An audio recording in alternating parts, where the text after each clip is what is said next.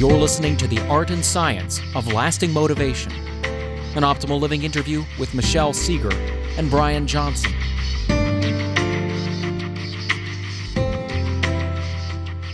Hi, this is Brian. Welcome back to the Optimal Living interview series. Today, I am really excited to be chatting with Michelle Segar, who is the leading authority on what motivates people to choose and maintain healthy behaviors.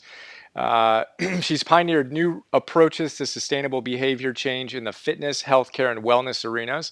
And she's the director of the Sport, Health, and Activity Research and Policy Center, SHARP, at the University of Michigan. And she's the chair of the U.S. National Physical Activity Plans Communications Committee. And she's the author of a great new book, No Sweat: How the Simple Science of Motivation Can Bring You a Lifetime of Fitness. It's one of my favorite new books. I've been raving about it on YouTube and Twitter and other places. And it's just a phenomenal look at how we can, as the subtitle suggests, use the science of motivation to create really healthy, enduring habits. So I'm excited to talk about some of my favorite big ideas and really appreciate you taking the time to connect today, Michelle. It's my pleasure. Thanks for asking. All right, so let's jump straight in. I want to start with the fact that meaning matters. So in your book, you walk us through your MAPS, and the M in MAPS is meaning. We'll go through each of those. But can you tell me about your research? Tell us about your research that discovered some fascinating things about the importance of our why. Yeah, so can I start by talking about how I got into it? Oh, yeah. Like what motivated me? Please. Okay, so I was doing my master's thesis in kinesiology in 1993 and 94, and we were doing a randomized clinical trial to see if if cancer survivors could decrease their depression and anxiety compared to a control group who didn't exercise. And so we found that it did. That was really our study question. But part of our study design was to call the participants back and conduct focus groups 3 months after our study ended. And, in my mid-20s then, really excited about research. And I heard these survivors sitting around in these different focus groups talking about how great exercise was for their health. They spoke about exercise in glowing terms, but we were shortly to discover that almost everyone had stopped exercising 3 months before when our study had ended, when their commitment to our study had ended. And I asked them, why would you stop exercising given everything I just heard you talk about? It was really a disconnect for me, and I was confused. And they said, oh my goodness, well, we have to go to work and we have to, take care of this and that in our house, and we have aging parents. And what became very clear to me in that moment was that these people had stopped exercising not because they were cancer survivors, but simply because they were busy adults taking care of business, living out the roles and responsibilities that we all internalize. And I had literally a light bulb go off in my mind. And I said, wow, this is a real important societal problem, because if people who faced a life-threatening illness don't feel comfortable prioritizing their own self-care, then we have a real problem in society. And I said, this is my problem and I'm going to go after it. And really everything I've done, that's been about 21 years, has been in service of understanding what truly gets in people's ways of staying motivated, but also of prioritizing a self-care behavior like physical activity, and developing interventions and activities and questions that can help shift this so that it goes in the other direction. That's amazing. Thank you so much for providing that context. And then that, I imagine, led you to do the research where you really drilled in and empirically looked at the whys. So that's exactly right. So I was getting my master's in kinesiology at the point, and so I knew what I needed to do then was get educated in how to develop and evaluate programs. So I got a second master's in health behavior, health education, and when I was in this program, I had my purpose, and it was to understand these issues. So as I was getting trained in this very practice-based degree, I started studying, Brian, physical activity, within the context of culture. So it was clear to me, and I guess I've always had an interest in culture. My undergraduate degree was focused on socialization and culture. And because of these survivors' responses, it was clear to me that what was getting in their way was related to society. And so as I was trying to understand physical activity, motivation, and adherence, I studied it from a contextual perspective. So, well, what does exercise mean to people? What beliefs do they have about exercise? What reasons do they approach exercising for? And how do those actually undermine them wanting to do it and staying motivated to do it and prioritizing it? And so that, I think that might be one of the most unique parts of my approach, is that I address head on in my method and using science why people actually initiate exercise, and it's inextricably connected to culture. Amazing. And then the why that they choose is equally related to whether they actually do it or not, right? I was just blown away by your research where you asked people their why, and I'd love to hear you describe that. The 75% that said one thing, the 25% that said another thing, and then as you tracked them over the year to see how much they actually exercise. Can you tell us about that research? Absolutely. So we wanted to know in general why people initiate exercising, and our findings align with other research showing that about 75% of people exercise for weight-related or health-related reasons, and 25% of our sample exercise for quality of life benefits such as increased energy or feeling centered.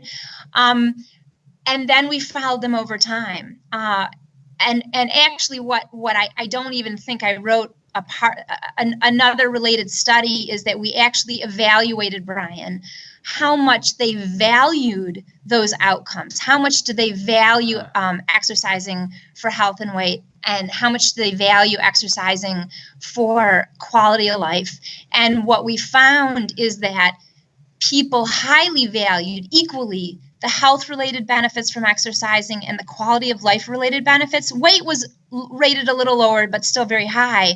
So they were equally valuing these reasons for exercising, yet when we followed them over a year, we found that the people who exercised for daily quality of life did between 20 and 32% more exercise than people who were exercising for the health or weight-related reasons. And what's fascinating about this, and that extra piece of it, is that people believe that health and weight are going to motivate them to exercise. And it's because that's, again, here's culture. Yeah. This is how we've been socialized to exercise.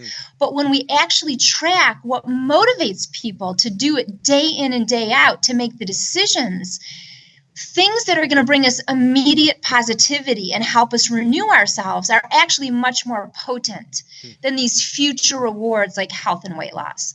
I love it. And the way that I love you described it in the book of abstract, logical reasons to decrease weight or increase health over the long run, or even in the near term, are good reasons, but they're not effective reasons, right? And that Right. We're not motivated by the logic. We're motivated by feeling great, and that we know that when we work out, we're going to have a much better day than if we don't. More clarity, more energy, more vitality. And it's just so cool to see your insights in that with your early research, and then to, again, empirically validate that. And it's changed how I work out now. So I've always been pretty motivated to not always, but since I've been into this stuff, motivated to train over the last X years. But even as I read your book, I realized, wow, I can make this even better by really articulating the fact that how I feel before I work out vis-a-vis after the workout, it's amazing, and just really honing in on that, as you would say, right why versus the wrong why of the more abstract goals, right? Right. And what's been really interesting to me is to hear both men and women. I think we can't get the right answers unless we ask the right questions. And because people are asking themselves after reading this material, gosh, what is my why? And how does that make me work out? And how does that make me feel? And is it actually helping me feel good or bad or keeping me motivated enables people like you to then say, you know what, I can tweak this, or I can do this. I can completely overhaul it because what I've been doing isn't working. I did a keynote a couple nights ago in Minneapolis, and someone who was in my keynote came up to me and told me, again, she'd been a regular exerciser, but after reading the book, she gave herself permission to start walking more, because she realized that the running, while she liked it, wasn't kind of giving her the energy renewal that she needed. And I mean, ultimately, that's what it's about. Each person has to identify for themselves. Yeah, you do such a good job of articulating that in the book. And let's go to that. So the idea of moving from exercise as a chore to a gift that we give ourselves, and then you kind of extend that throughout the book to fuel for our lives. Can you walk us through that frame and finding things that we truly enjoy as it relates to that? Yes, and I think what I want the background I want to give is that basically I've found in my coaching work that there's two primary barriers to sustaining a physically active life, as well as, and then when you reverse those, they're the drivers. So before I walk you through chore to gift and essential fuel, it's important to know that, and we touched it at the beginning, that our research shows, and it's actually a really isolated group body of research, and that's why a lot of people don't know about it yet. It comes out of self-determination theory, although there is some research in marketing too that addresses this.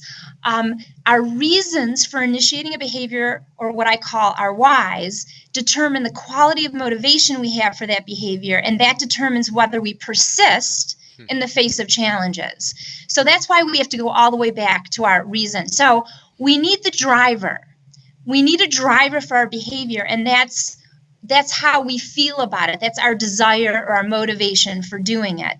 So in order to have that positive driver, we need to have a positive relationship and a desire to do physical activity. And what determines that, again, is our why. Is our why somehow controlling? Is it based on future and abstract outcomes that honestly are not very compelling to fit in when we're juggling and putting out fires? So we need to switch our why if that's the case. But the other component of converting a behavior from a chore to a gift, so we can have that positive, stable driver motivation, is how we exercise. So typically we choose to exercise in a way that's going to help us realize our why or reason for exercising. So if our why or reason is to burn as many calories as possible to lose weight, you can imagine that people often choose to participate in very high intense exercises. Yet the same people often, some people do, but I found in my work that actually most people don't enjoy engaging in intense exercise that makes them breathe really heavy and sweat really hard. And it's not that there's anything wrong with that. It's just a matter of personal preference.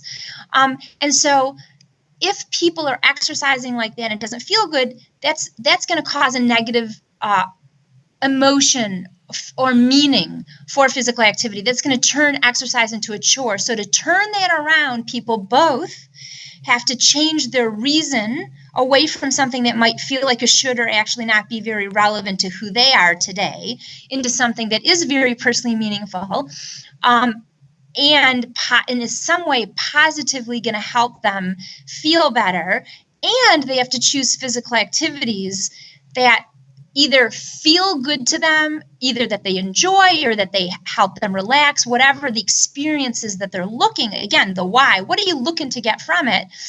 And they want to move in ways that are going to be pleasant, if not tolerable. So I don't want to assume that everyone can get some type of positive experience from being physically active.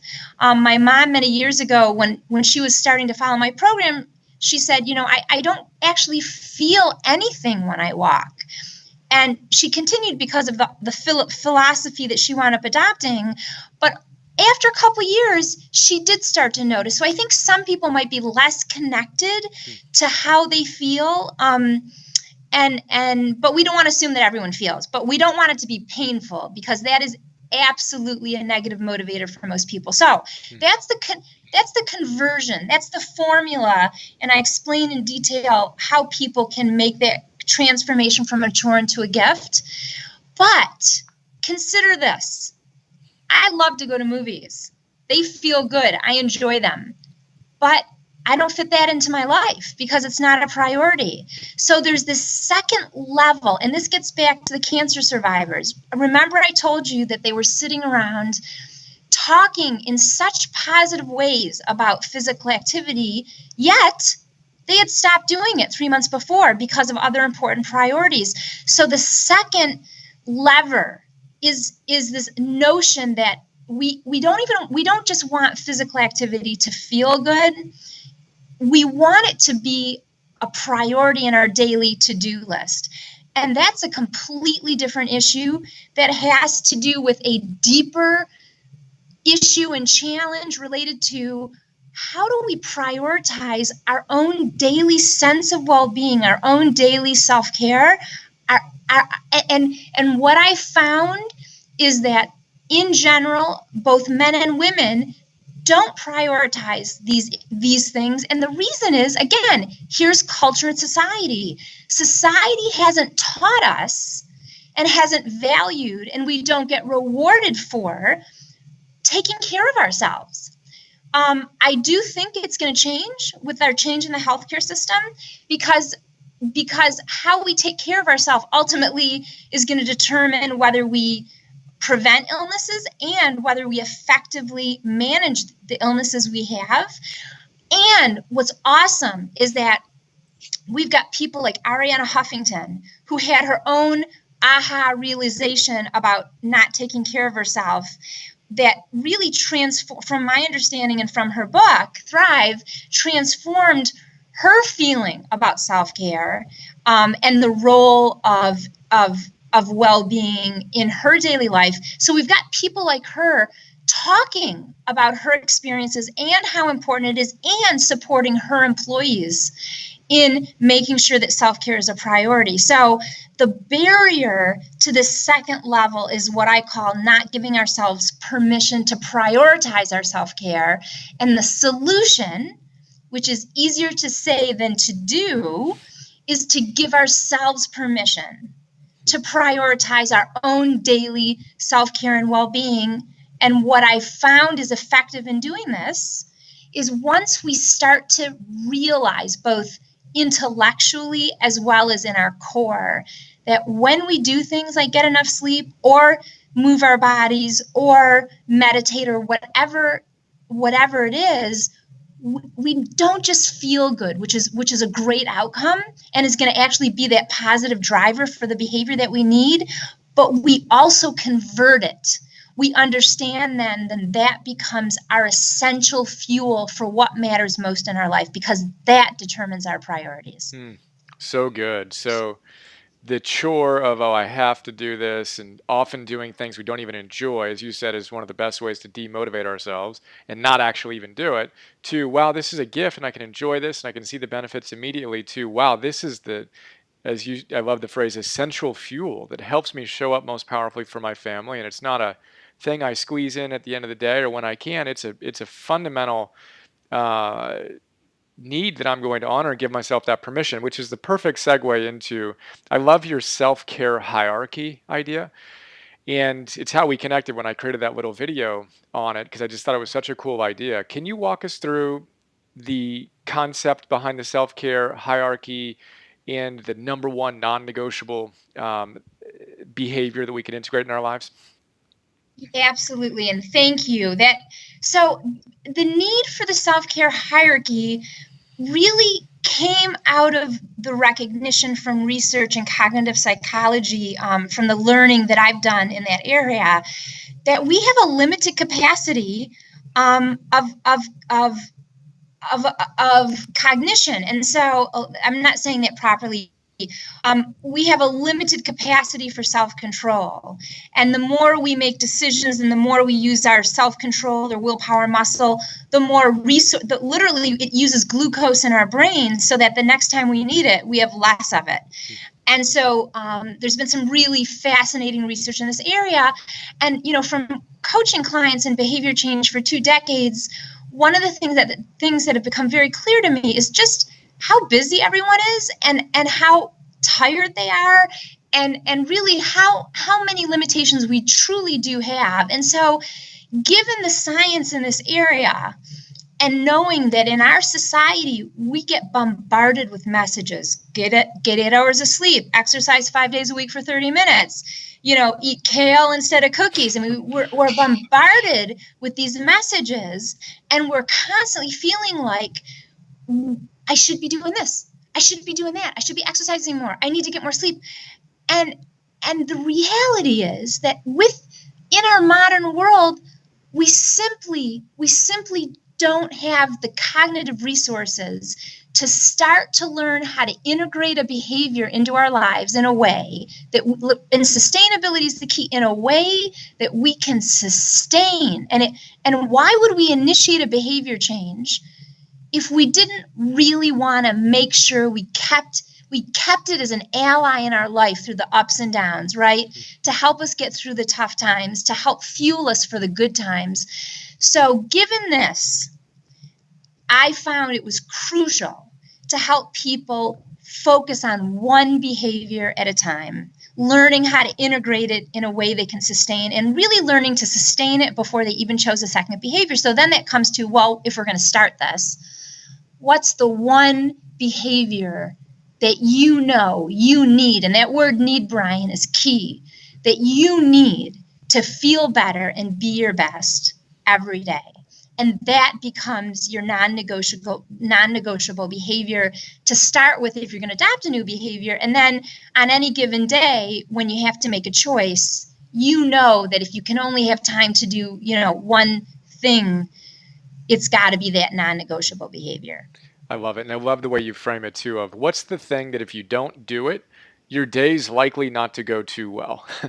And then I also love the way you framed it. Can you walk us through your self-care hierarchy vis-a-vis your husband's? Because I thought you did a great job of kind of saying, well, look, not everyone's going to have the same thing. For you, if I recall, it was sleep that was at the base, which it is for me as well. And your husband's was exercise. Can you talk to us a little bit about that? Sure. About the differences? Yeah, just identifying that one, and the fact that what we're told we should do isn't necessarily the thing that actually we feel builds us the most. Like for you, Yeah. exercise was more mellow. You can get away with a little bit less, but your husband really felt that was essential. Absolutely. And so for me, over the years, it's very clear, I notice on the days that I don't get enough sleep, like I do not have a good day. It's fascinating to me, the difference with not enough and enough sleep. So, and I think this is what non-negotiable behavior is really about. On the days I don't get enough sleep, I mean, I'm a very enthusiastic, happy person. I love my work. On the days that I don't get enough sleep, I don't really feel like doing my work. It's really fascinating. The enthusiasm just goes away, and I don't feel as happy. And so that's what a non-negotiable behavior means. And for my husband, he actually feels that way about exercise. If he can't exercise first thing in the morning, his day is not going to go well, and he doesn't feel as accomplished. And so for him, that's the need he has. So identifying for yourself what is the one thing that truly makes a difference is really crucial. And then to understand, well, what's the next thing? I encourage people. I think the most important thing out of everything, Brian, is for people to truly identify what their non-negotiable is. And after that, they can start experimenting. But it's this non-negotiable thing that is so fundamental to get into our lives, because if we don't have it, we simply aren't going to be feeling good or realizing our full potential. I just love it. And it's the non-negotiable word/phrase, depending on the hyphen, I suppose, is a big part of my work as well. And the way you break that down and say, what's the one thing that's non-negotiable? I like to say 100% commitment. It's not 90% in or 95% in, it's 100%. And then this kind of dovetails nicely into the experimentation side of things. And the way you described your relationship to not getting a good night of sleep, I thought was awesome. Of you find it fascinating. It's data. It's not a sign that something's either wrong with you or whatever that a lot of us can get into when we're feeling a little down. It's data. And I love the way you described having a learning mindset. And again, we talk a lot in my work about fixed mindset versus growth mindset, or Heidi Grant Halverson's, being good versus getting better. But your phrase of learning mindset, I think captured it so well. So can you tell us about what that means and why it's so important to have that orientation? Sure. So I want to make it's actually not my phrase. It comes out of Carol Dweck's work, who I've been, she's done a tremendous amount of research on mindset. And, I guess there's different terms that people use: mastery learning, with Locke and Latham too. So there's people who are talking about this in different ways. But I think for a lay audience, considering it as a learning process, because what the research shows is that when you're learning something new in a complicated environment that's dynamic, that changes a lot, having a learning mindset is consistently more motivating and delivers better outcomes. And let's just consider this. I'll use the word learning versus achievement or performance. If you're caught up, which we all are, right? If we are aiming for a bullseye, if we don't come close to it, it adds all this negativity. So we have to go towards it with worry. Am I going to make it? Am I going to make it? Am I going to be good enough? Is it going to work out? Think about all that energy that gets wasted. And then if we don't get it, then there's all this other energy, which is going to make us doubt ourselves, etc. But if we convert it to, gosh, I'm excited about this. I want to learn how to get better at it. I want to learn how to integrate this into my life in a way that I can sustain it. Then what we do is we are open and curious, and when something goes awry or we're not sure how to do something, instead of it being a sign of our failure or a threat that we may not be successful, it's just information. And so I take that data point and I go, I thought I was going to enjoy doing yoga, and I actually didn't enjoy it. Now, that doesn't mean that I'm not going to learn how to successfully integrate physical activity into my life.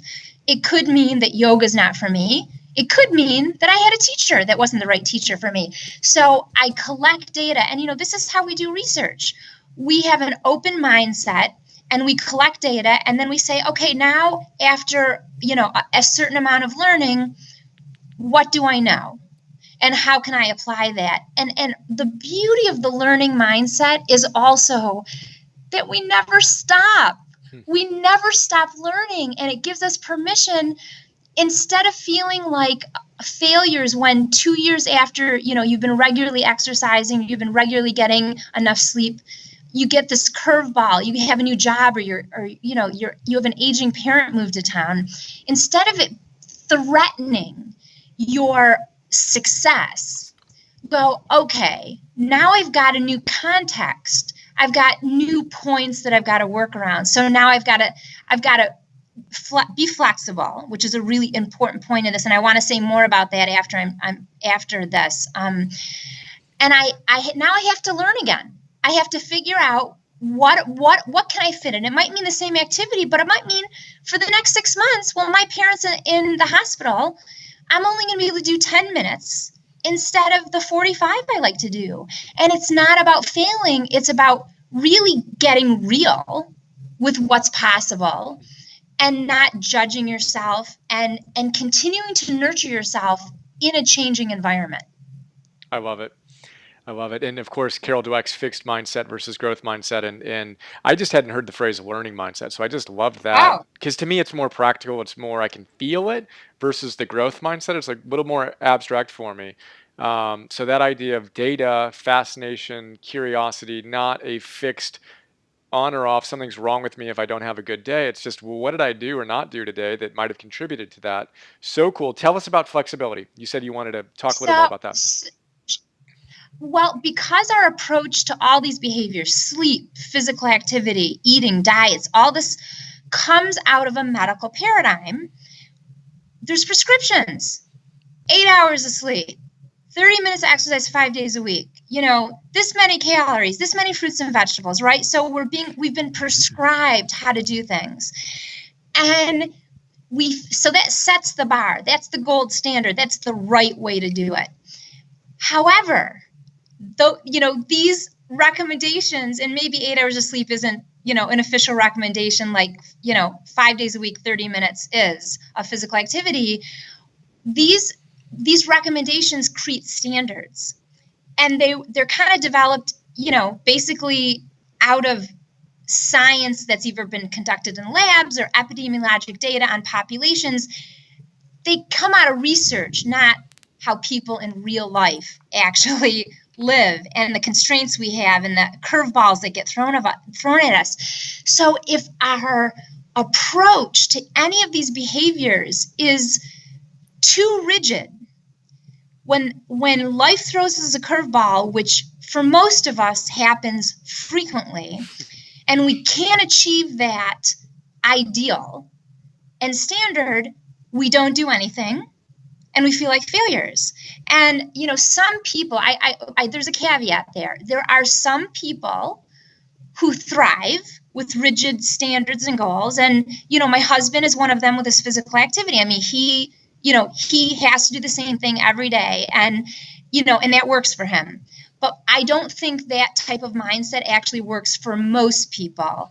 And so what I have found through coaching, and there's even, different bodies of science that I've found over the years that really support this idea, that if we're flexible, if we understand that on any given day, we may have to flex our goals, shrink them, change them, move them, then we are more likely to be consistent, because it's consistency that's really the holy grail. It's not, exercising for 50 minutes on any given day. It's whether you can stick with it through the ebbs and flows. So I have found that having a flexible mindset about what we do is also a key lever of ultimate lifelong success.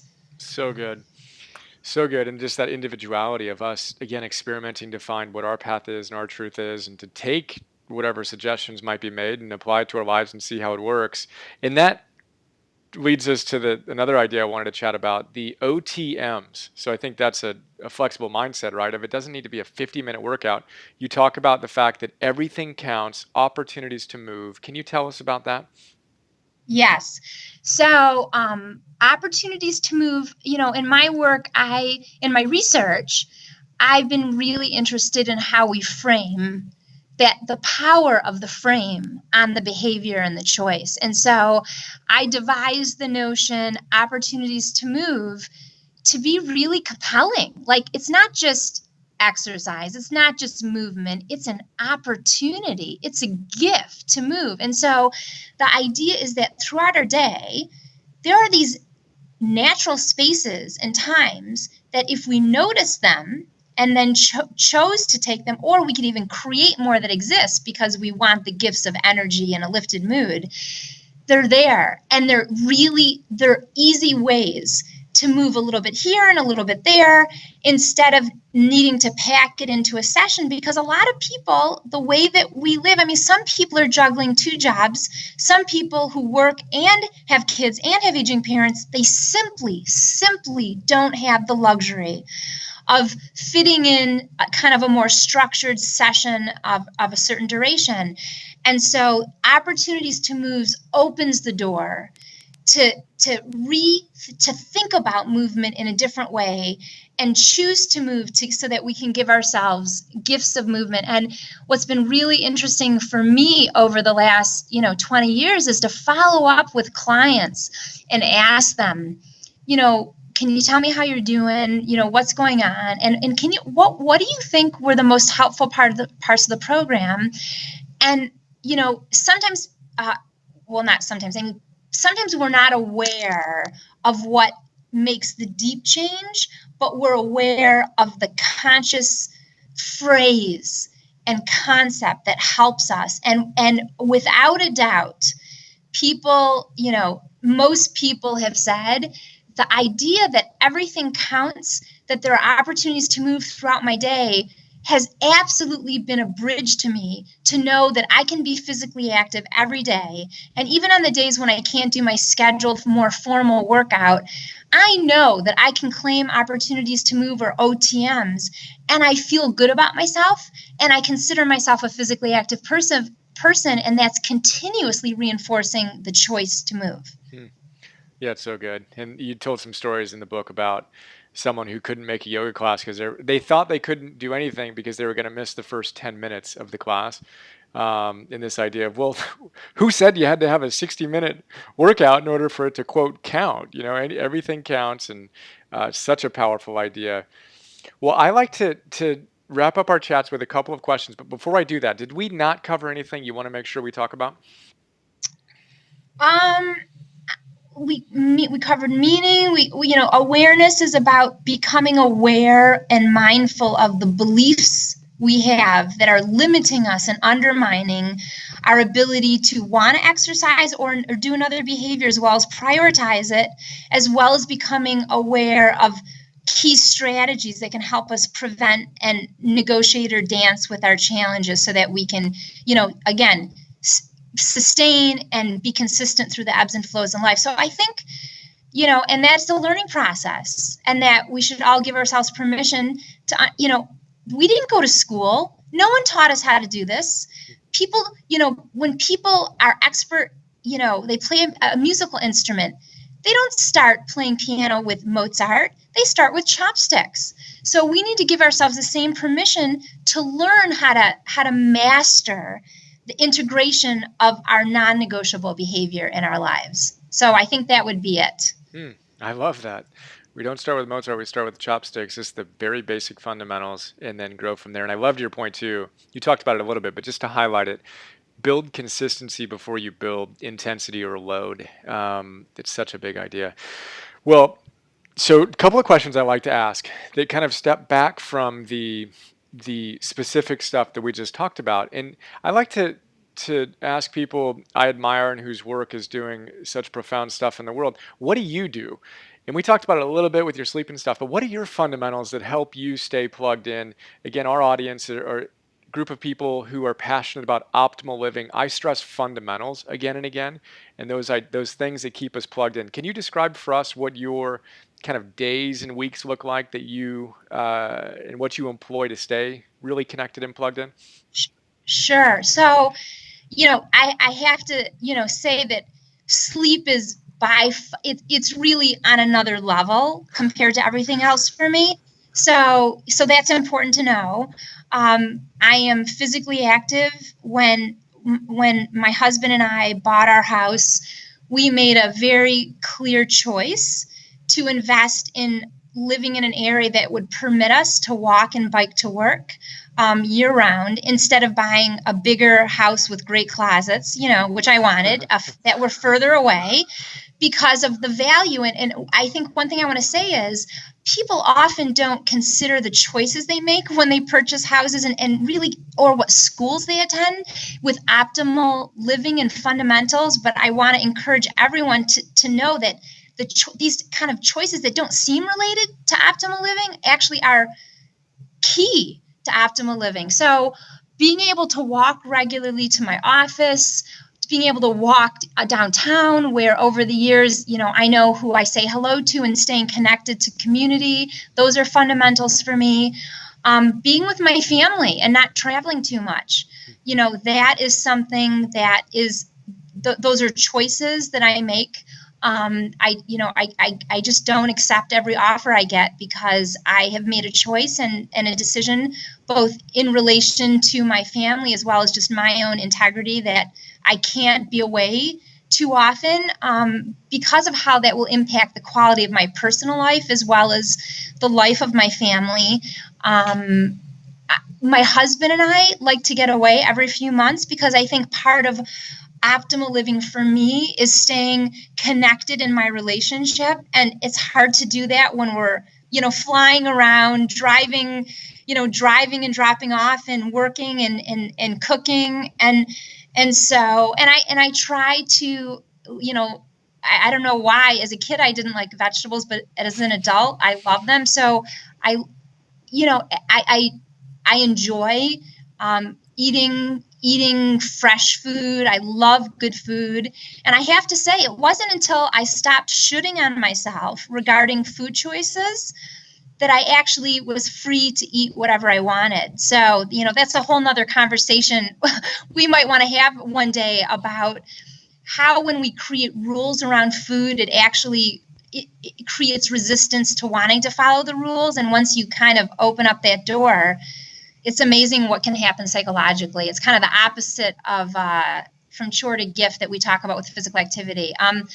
And I do try to meditate, and that's, I'm not perfect, and I struggle with all these things. And I think that's a really important thing for everyone to know. Despite me being a physical activity researcher and passionate advocate, it's still challenging for me.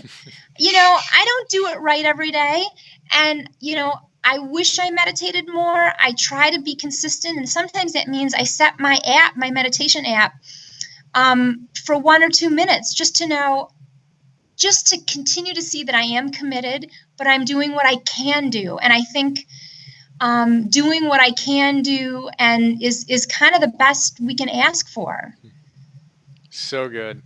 Again, I really appreciate you sharing so authentically, and just, again, that permission to be human, really, right? And to do what we think is best for us most of the time, and also give ourselves the opportunity to appreciate the growth that's involved in the whole process. And I made an asterisk on yes, there'll be a fascinating other conversation related to food and motivation, and it's so interesting what happens when we get too strict with those rules.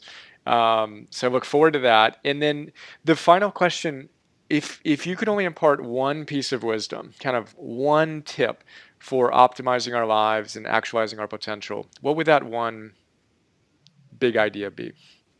Wow, that's a hard question. I think if I had to focus on one thing, it would be to tell people, to help people understand and get curious about looking into that how we've been socialized to live our lives, the choices we make, the behaviors we do, has been pretty much determined by our socialization through culture, through the media, through our families. And so if we want to live better through changing our behaviors and making different choices, the place to start is to examine the beliefs we have, and with the understanding that those beliefs are not truth. They're simply the result of our socialization. And so through that examination, we're able to liberate ourselves to know whether those beliefs are valid for us ever or for not or now, and to reject them if they're not helpful and they're harmful, and to give ourselves permission to re-socialize or re-educate ourselves to develop beliefs that are going to help us affirm who we are as individuals and the lives we deeply want to live. Beautiful. So good. Well, again, no sweat. How the simple science of motivation can bring you a lifetime of fitness. Highly recommended. So appreciate you and your passion and enthusiasm and brilliance, Michelle. And if people want to connect more with you and your work beyond getting the book, what's the best way? Going to my website, there's a contact form, and they can email me there.